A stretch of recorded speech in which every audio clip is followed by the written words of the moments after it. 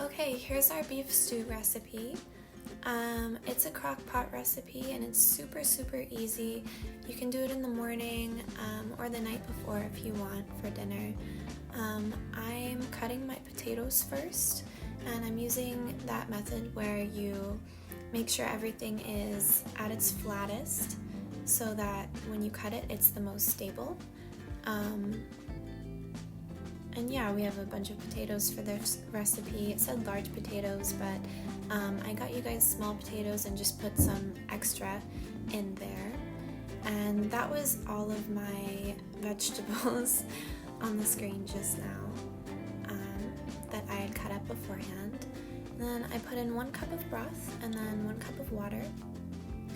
And then we're going to add our tablespoon of tomato paste. I guess that's 2 tablespoons.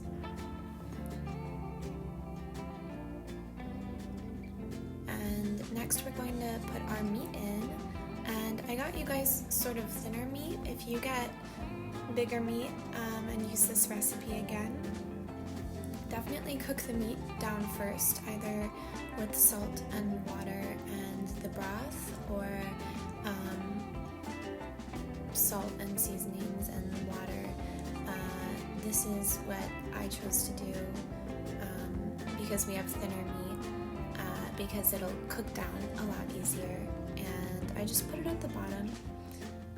And then next we're going to put in our peas after this. And I washed my meat too before I put it in. I forgot to mention that. But yeah, I'm just cutting open the bag of peas here. And putting them in. And this is really just a throw everything in the crock pot kind of a recipe. Super easy to make. That's a 1/2 cup of oil that I just put in.